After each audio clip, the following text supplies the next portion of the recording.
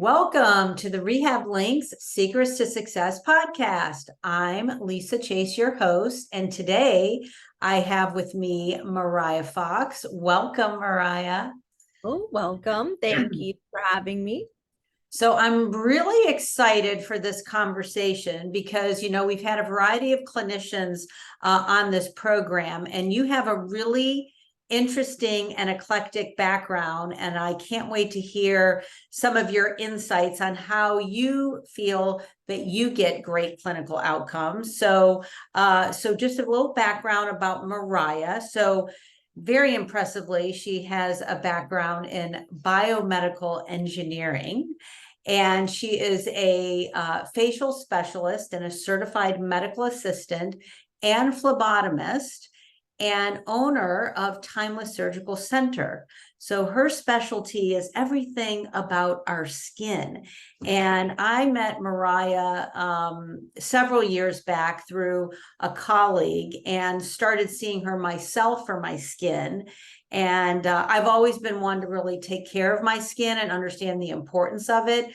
But you certainly have educated me and helped me keep my skin looking my best. So why don't you give our listeners a little bit about your background and kind of your journey and where you're at today? Sure. And first of all, Lisa, you look amazing. Oh, because of So you. I have to say, my work should speak volumes for itself there. Yes. Um, but I started over 20 years ago. I actually started in film and television, which I still moonlight in as far as on the ones, behind the camera. Now I work more in front of the camera. Now I work more behind the camera. But in film and television, it was all about you were the product that you were selling. And so I started with a plastic surgeon, board certified, Harvard undergrad, Harvard med school, board certified plastic surgeon. So I went in with the best of the best. I was, blessed with that. And she brought me in as a patient care coordinator to guide and help in like a sales kind of position. And she looked at me one day and said, you really speak this language of medicine, and I think you're missing something for yourself. And so I started the venture. I remember her saying to me, well, you should go back to and try to do med school. And I go, yeah, I would, but I'm going to be like 40 before I'd be any like a doctor. And she goes, well, you're going to be 40 anyway. So now I finished my biomedical engineering degree. I'm also a physicist and algorithmic specialist working in generative AI. And I am a managing partner of Manhattan Global Investments, working in that arena, which is environment, social, and governance. And now she works for me at my spa, which I own here in Palm Harbor, Florida. So it's been kind of a full circle journey, but one that it's taken me a long time to build the not just the acumen and the clientele, but working with the same doctors that were very good at what they do and stayed with them to understand, why they were the best at what they did and learn their ways. And so that's how I would attribute most of my skill set. Yeah. So, as clinicians, and in particular we know that the skin is the largest organ in our body. So why don't you talk to the listeners a little bit about the importance of our skin and why our skin is so important and to be taking care of it really at, starting at, I've been doing it for years and years, and so I think first, let's just speak to that, because I think that is really critical. Well, I think that social media has changed the generational information a bit, where it is becoming a bit more proactive and trending, if you would, in the direction of starting younger, instead of reactive. So a lot of people, act in reaction to something on their skin, whether it be a lack of look or a spot or a problem that they then want to fix. So if I had any soapbox to stand on, anything that I believe in more than anything is one, proactive, not reactive. And it gives you so much more longevity in everything that you do. It allows for a lot less intensity in things that you need to do to make corrections if you're doing proactive, which is proper skincare, both internal and external, as well as small amount of interventions along the way. If you don't ever make a wrinkle, you don't have to fix a wrinkle. If you don't ever make skin cancer, then you don't have to ever treat skin cancer. And there's ways to protect your skin. Sunscreen, number one, first and foremost rule of the book, right? Yep. If you have nothing else that you do, sunscreen's going to still put you 10 years ahead of the person who doesn't use it. Yes. So it's a really, like, that's number one. And then the other thing, of course, is internal, which would be your skin is a very good diagnostic tool for gut health and digestion. You know this. I speak to it very, a lot of my teenagers that come in, their first things out of their mouth is, can't I just take Accutane? And all of them, I say, well, first and foremost, you don't have acne. You're having an allergic reaction. Very different look. The small little white bumps on the top of the head and the back of the arm and the upper back. But these dermatologists are out and they're just handing out Accutane, which has such horrible long-term effects and side effects that when it isn't acne, it is diet specific. A lot of it's gluten, a lot of it has to do with dairy, a lot of it has to do with internal treatment of your body, and your skin is just a big calling card to that. So it's just it's screaming out saying there's stuff. Imagine if your skin looks bad on the outside while your insides are doing. So I always try to put in that element as well. Yeah, so true. I'm glad that you mentioned gut health because, we see that a lot and it does come out in the skin, not just in acne, but in psoriasis and in eczema and all these different, rosacea, all these different skin conditions that show up in the skin oftentimes is either a systemic inflammatory process and very linked, to the gut. And so yeah, I think it's, for me as a physical therapist, I'm always looking at, okay, is there inflammation, something through a diet? And certainly you can see it through the skin and then people can feel it in their joints. So addressing from the inside out, I think is really critical. So what are some of the things that that you would say over the years that you have seen through your clinical practice that have been those things that have helped people maintain? I know you always tell me, if we can just maintain you where you're at, so the clock's not, the aging process is not, taking you 10 years further down the road, but when you get 10 years, you're actually 10 years younger, right? So it's how do you maintain that? So talk about some of the tools and things that you have seen to be most effective in helping people manage their skin. First and foremost, a good skincare regimen being done early on, and it doesn't take a lot to do a little, right? So one, first and foremost, of course, is going to be your sunscreen. You want protection. The same would be a vitamin C serum, which you use in the day prior to sunscreen, which is going to protect from free radicals when the sun does hit your skin, breaks apart and causes, molecular restructure, which is what's going to cause any sort of skin cancers. And then from sunscreen and vitamin C, I would go straight to, at nighttime, a mild retinol or retin-A, and you can always graduate. So your A's are, like I tell my kids, it's like students, you want A's going all the way up, right? So we want A's at elementary school, middle school, high school, college. And so that would go for a retinol, a retinoic acid, and then up to a retin-A 0.5 to a retin-A 0.1. You want to graduate up your A's, right? Yep. So that's going to help for cellular turnover, which is going to help you to slough off the bad and recreate the good. So that's like 90% of the battle. Yes. right? Yes. Now you get into treatments that you can do in the, for early on and then a little bit later that will help maintain. Again, your face is like a bank account, right? And you deposit until you're 30 and then you only withdraw. And just like a bank account, if you That's only withdraw, eventually you run out.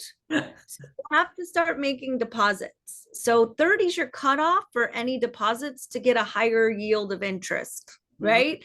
You want to maximize your return on your investment. And the same goes with health and skin and facial rejuvenation. When you start earlier, you're depositing in that bank, it's going to have a higher yield because the skin cells are younger, the stem cells are younger, the regeneration's there. That's going to give you longevity and return on your investment. So spending a little bit of money on rejuvenation earlier is Yes. going to give you a bigger return on your investment later.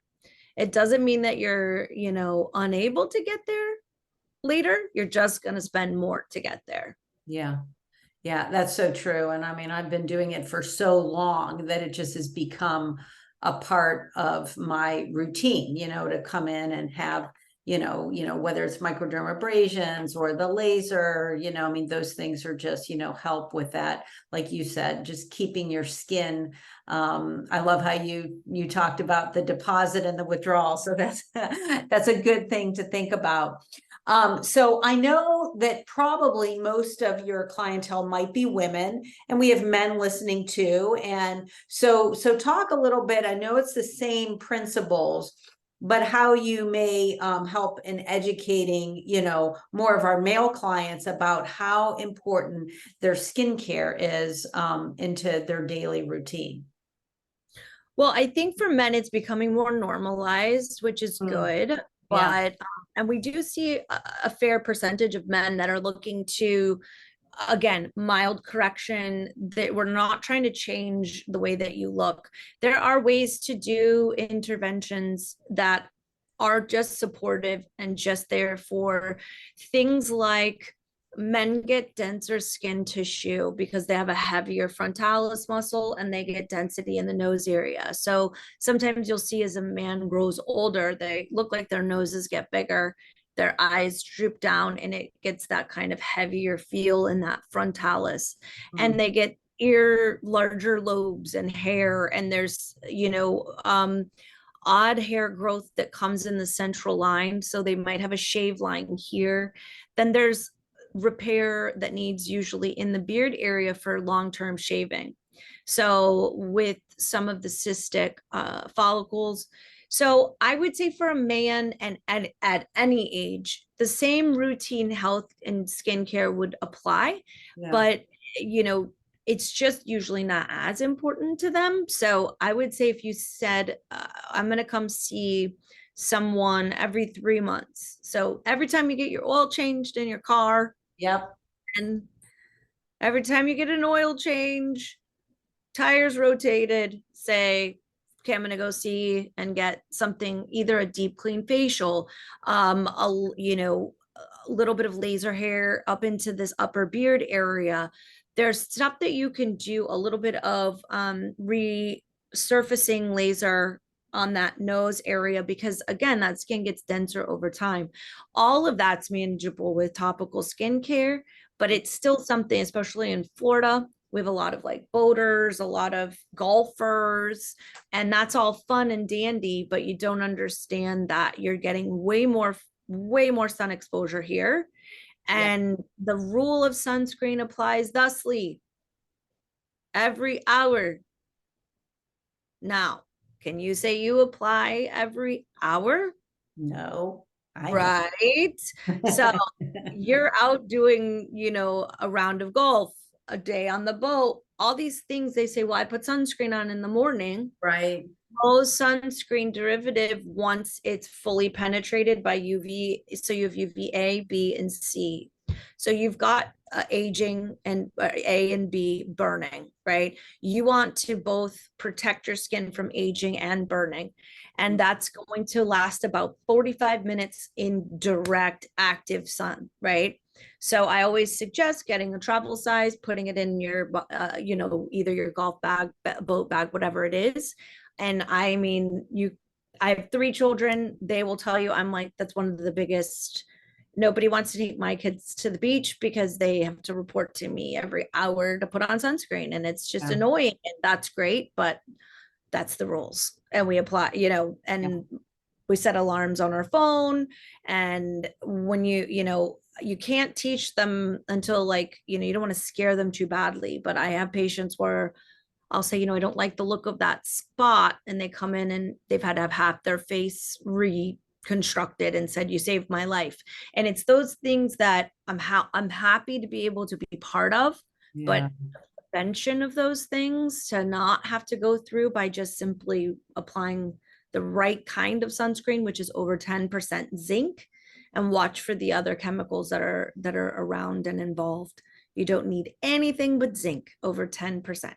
Yeah. Do you have a favorite sunscreen that you typically recommend? I know you gave me one that was with a foundation, which I use every day. I love that one. That's going to be the Epionce brand, which is a natural brand. Some people want things that are now more organic. So that's the Epionce brand. And then my standard go-to is the Obagi Matte. It has the highest level of zinc and the lowest amount of visible light. I've never had a patient have a reaction to it. So for me, I have super sensitive skin.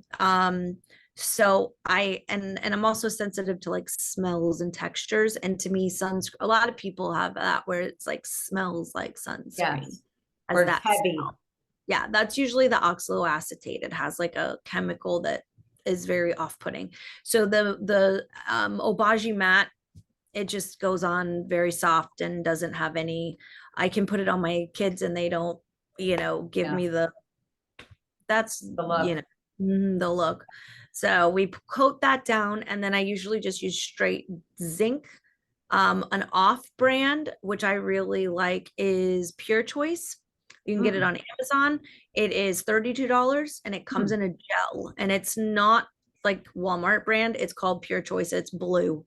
And it's this delicious gel. I mean, it is so like, it's delicious is the only way. It smells Nice. like a cucumbery gel. But if you put the matte on first, when you're like sweaty and yucky and you don't want to put a cream on top, it's just like this nice cooling gel, and it's just pure zinc and nothing else. And it's like $30 on Amazon. So there's all options, all spectrums. Well, that's great. And then, you mentioned, a clean product. I think that's the other thing that oftentimes people, I think they are definitely more aware these days of what you put on your skin. So like, particularly for women, as we're putting makeup on, having products that, I know you've shared some different, like I said, the one product for foundation that also has the sunscreen in it.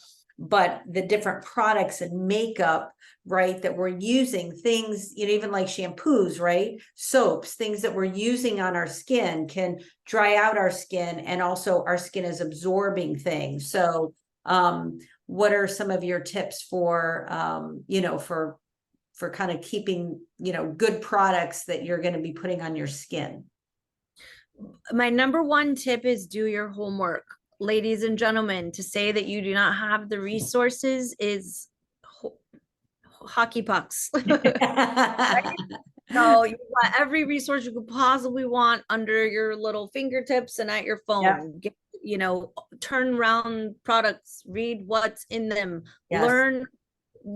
I'm not asking you to become a biomedical engineer, but a chemistry class wouldn't kill you when everything you're putting into your body and on your skin will kill you. So learning how to break down chemicals and what oxidizes and becomes something else, free radicals, how they work. I'm not saying that you have to become a chemist. I'm just saying, look at what's in products. When you look at one of the things I teach my teenagers that come in with the whole Accutane thing, I say, okay, well, let's look up how wheat is processed in the United States. Everyone will tell you that it's clean. However, it is processed with Roundup. They spray it on the wheat crop. It comes in, it develops a higher yield. They may wash it, but I say, okay, take it, go. I make the parents go and buy a bottle of Roundup, and I stick it next to the loaf of bread. And I say, if you would spray that on that bread, then you go ahead and eat it, Mm. because that's what you're doing. And sometimes people have to have that kind of hard talk with themselves where, oh, I just like to use this product because it smells good. And then they look, and when you find out it's, really rat poison or something, it's the same chemical. Look at what's in things. That's like the number one tool, is just use the resources and do your homework. The information is there. How to access it properly, go to Google Scholar, not Google, and look up, the product, how it's made, where it's made, and what chemicals are in it.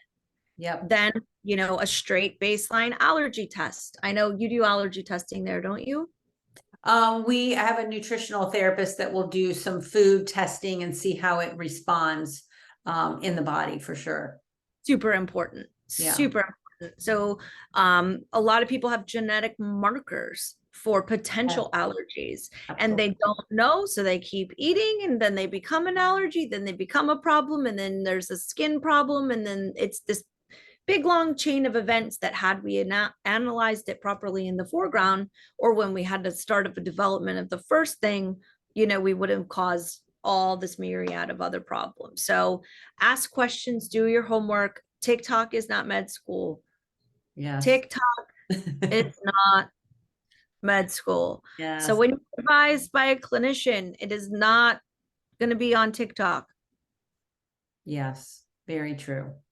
Yes, Okay? what we put on our skin and what we put in our mouth is, is very reflective of not only our skin, but our health.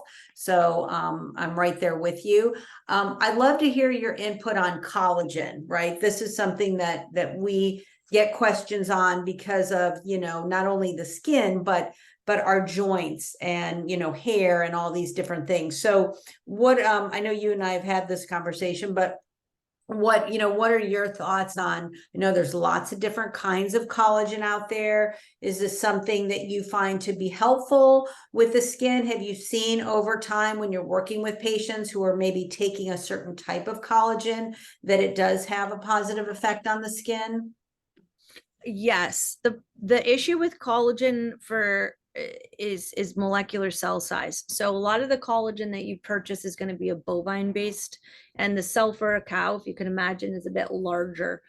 The traditional collagen treatments are all bovine based.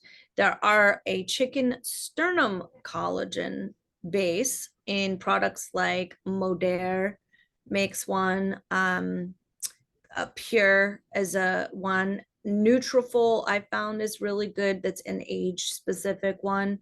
For hair, that's hair and skin specific. But like I in a natural, like homeopathic way, I'm always going to suggest bone broth. That's the cheapest and easiest way. So you go and get traditional bovine bones, boil them down, get the large ice cube trays, and drink a cup a day. That's going to be like a supportive, normal straight run of collagen. It's going to help boost some stuff because it's going to go in a liquid form, which can go through the gut. But as far as the masses, I'm a pretty big proponent for Modere.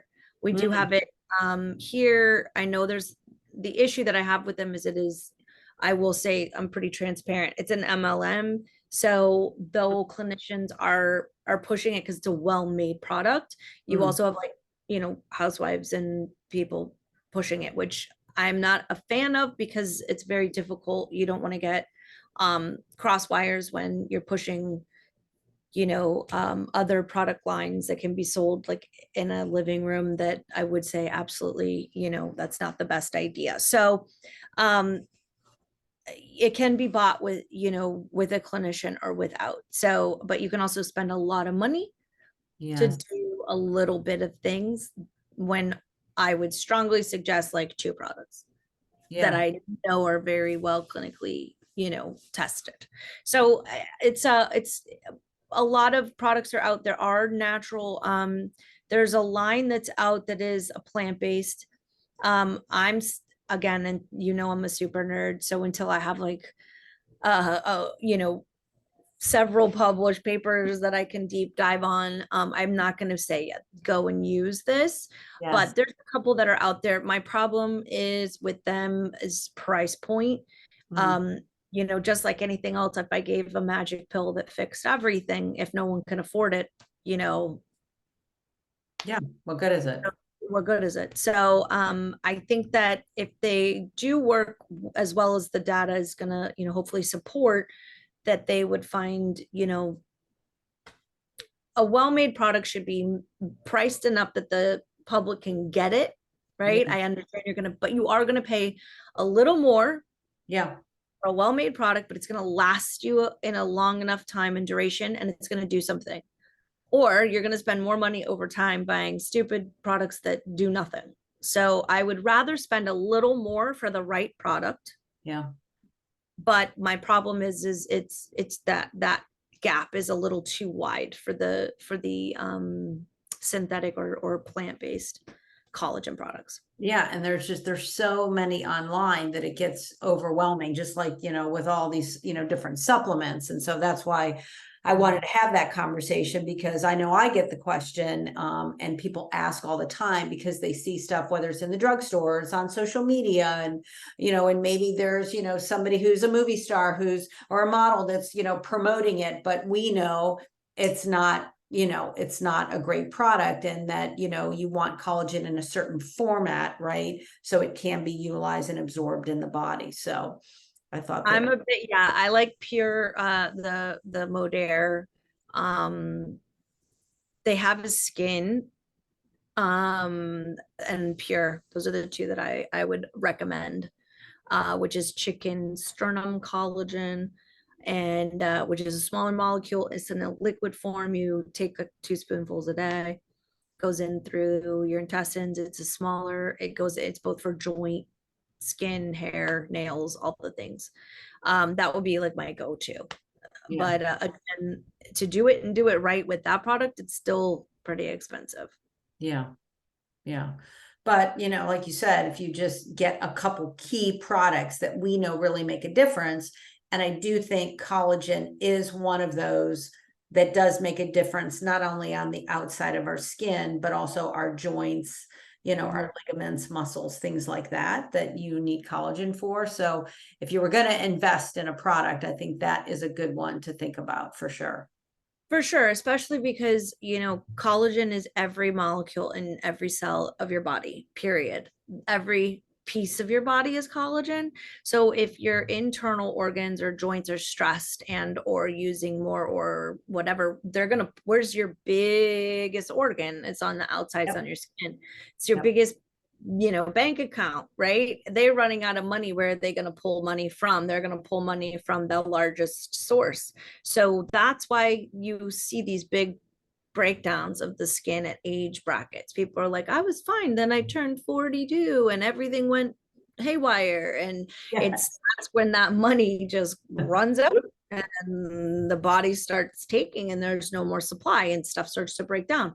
So that's why I would say like a couple staple products and a couple like those would be supportive, and the collagen would be one of them. Yeah. Yeah. Great. Well, let's get into a couple tips that you may have that help to improve your clinical outcomes. Obviously, you've talked about, the skincare portion of that and what people can be doing on their own. But are there any other things that you haven't shared that you would say would be your top tips on how, other clinicians who are listening, can get great clinical outcomes? And it might be somebody who specializes in skincare, or it might be a physician, or it may be a physical therapist or a nutritionist. But from your perspective, any insight? My biggest note, and they're not going to probably want to hear because I understand volume and I understand there's a money side to this business, because you have to have that, and especially when you're dealing with different insurances and different, I understand. But in true good clinical patient care, multiple visits, less things more times. I have, and you'll I'm sure attest to it, I'm more about keeping a continual process and seeing you more often than doing major things Mhm. once a year. If I can see you every 3 months versus every 6 months, I can intervene in an earlier, time. Yeah. Be proactive and not reactive. That's the way medicine was intended. It's not intended to be reactive. Unfortunately, we're pushed into with the way the healthcare system is run in this country that it's reactive, and you took an oath and a job to help people, and in doing so you need to be proactive, which is proper screenings, there's a lot of times where I will back away and say, go see a dermatologist before I see that again. I will never act as if I am a qualified person to do or diagnose. And if I'm wrong, great. Yeah. Okay. Woohoo. Yay. High five. But unfortunately, been right several times where a person's like, no, I'm sure it's fine. And then it's not fine. Yes. But guess what? They're alive and well, and it's been taken care of. But Yeah. I think sometimes we're so interested in getting numbers, or we're so overwhelmed with patient load versus and documentation, you Mm. know, less is more and more is less, meaning see them more often, spend a little more time, and you don't run into the problems. In my line of the business, it's easier because I don't have to deal with the insurance part of it. It's all cash pay, Yeah. unfortunately, because I think that skincare should be a little more covered, if you would. But Mm. I I just think that in the other realm, you're just so bogged down with all the bureaucracy and red tape, that proper patient care is kind of sometimes it has to be put to the side. So it's up to us to step forward and say, no, we're gonna do proper patient care first, and hopefully, change the narrative. Yeah, well, I love, prevention is the key, and it's the same in my field too, right? Coming in not when you have a problem or something is already brewing. It's like come in and have things checked out so then we can get you on some kind of a maintenance plan and then be able to prevent something big from happening. And it is the same with the skin, whether it's getting into a routine of skincare or getting into a routine of stretching and exercise. These things. Fascia work, Yep, fascial work, right? Absolutely. Is facial just, yoga is starting to trend now a bit, which I think is fun. yeah, you know there's yeah, stuff out there. Just do something. yeah, Don't do nothing. That's what I don't understand. yeah, yeah, absolutely. There's so many now more than ever resources, I think, available to us and easy that you can actually just do things at home if you don't want to go out. There's so many great And I have people that I set up for home care regimens that are more apt to do. I'm like, if you just do this, it's gonna get you so much farther, than once a month coming in to see me for a facial. I can't do every day, so if you do the everyday at home care, that is really the biggest proponent. Yeah, So 100%. Yeah, absolutely. Well, this has been wonderful to get your perspective. Any other tips or anything you'd like to share before we sign off?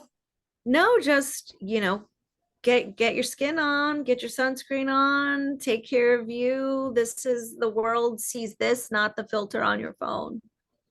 That Remember.